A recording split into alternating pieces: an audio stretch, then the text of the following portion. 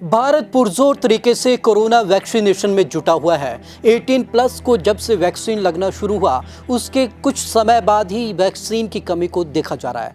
कई केंद्रों पर वैक्सीन की कमी देखी गई है, लेकिन अब लोगों के लिए खुशखबरी ये है कि स्पुतनिक वी जल्द ही लोगों को लगना शुरू हो जाएगी और ये माना जा रहा है कि स्पुतनिक के वी के 1 करोड़ डोज भारतीयों को जल्द ही लगना शुरू हो जाएंगे। चलिए आज आपको खास रिपोर्ट में दिखाते हैं कि स्पुतनिक वी किस तरीके से कोरोना वैक्सीनेशन को एक अलग किस्म की रफ्तार देगा।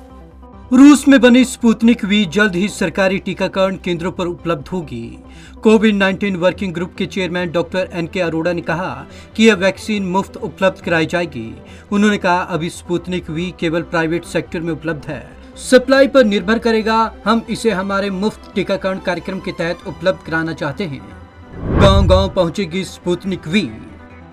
स्पुतनिक वी को -18 डिग्री सेल्सियस तापमान पर स्टोर करना होता है। अरोड़ा ने कहा कि पोलियो वैक्सीन रखने में काम आने वाली कोल्ड चेन फैसिलिटीज को स्पुतनिक वी स्टोर करने के लिए इस्तेमाल किया जाएगा। इससे ये भी सुनिश्चित होगा कि वैक्सीन देश के ग्रामीण इलाकों तक पहुंच सके। जुलाई तक लग जाएंगी 50 करोड़ डोज। अरोड़ा ने कहा कि पोलियो टीकाकरण के चलते कुछ इलाकों में कोविड वैक्सीनेशन की रफ्तार धीमी पड़ी है। उन्होंने कहा कि कोविड वैक्सीनेशन प्रोग्राम आने वाले हफ्तों में स्ट्रीमलाइन हो जाएगा। उन्होंने बताया कि अब तक 34 करोड़ डोज लगाई जा चुकी है। डॉक्टर अरोड़ा ने जुलाई अंत तक 12 से 16 करोड़ डोज और लगने की संभावना जताई।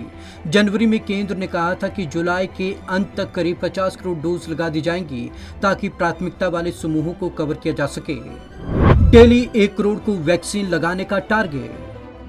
उन्होंने कहा कि वैक्सीन सप्लाई में बड़ा हिस्सा कोविशील्ड और कोवैक्सीन का ही है। डॉक्टर अरोड़ा के मुताबिक इन 2 वैक्सीन का प्रोडक्शन बढ़ाने के अलावा स्पुतनिक वी वैक्सीन का आना और मॉडर्ना व जायडस कैडिला की नई वैक्सीन का रोल आउट डेली कवरेज को 50 लाख से बढ़ाकर आने वाले हफ्तों में 80 लाख बल्कि यहां तक कि 1 करोड़ भी कर सकता है। डेल्टा प्लस से तीसरी लहर को जोड़ना जल्दबाजी। डॉक्टर अरोड़ा ने बताया कि सरकार का लक्ष्य इस साल के अंत तक 18 साल से ऊपर के हर व्यक्ति यानी कि करीब 93 करोड़ को कवर करने का है। डॉक्टर अरोड़ा ने कहा कि आईसीएमआर की एक ताज़ा रिपोर्ट अगले साल फरवरी या मार्च तक तीसरी लहर आने की भविष्यवाणी कर रही है। ऐसे में देश के बाद करीब 8 महीने का समय है। उन्होंने कहा कि तीसरी लहर की संभावना को डेल्टा प्लस वेरिएंट से जोड़कर देखना जल्दबाजी होगा। भारत में अभी इस वेरिएंट के 52 मामले सामने आए हैं। Bureau report, Punjab Kesari TV. Third wave को लेकर लगातार सस्पेंस बना हुआ है, जबकि एक्सपर्ट्स कह रहे हैं कि अगले साल फरवरी या मार्च तक कोरोना की तीसरी लहर आ सकती है। लेकिन अब भी इस पर संशय बाकी है, क्योंकि जिस तरीके से वैक्सीनेशन लगातार बढ़ रहा है, ये कयास लगाए जा रहे हैं कि वैक्सीनेशन बढ़ने से कोरोना का कहर कम होगा, क्योंकि आंकड़े ये बता रहे हैं कि अब तक 33 करोड़ से ज़्यादा लोगों को वैक्सीन लग चुका है और जल्द ही इस आंकड़े में और भी इजाफा होगा आने वाले 1-2 महीनों में। यदि ये आंकड़ा बढ़ता है तो उससे कोरोना की तीसरी लहर को रोकने में कहीं ना कहीं भारत को सफलता मिलेगी और कोरोना की तीसरी लहर हो सकता है कि काफ़ी देरी के बाद भी आए। तो आज की इस खास रिपोर्ट में बस इतना ही। विवेक शर्मा को दीजिए इजाज़त। नमस्कार।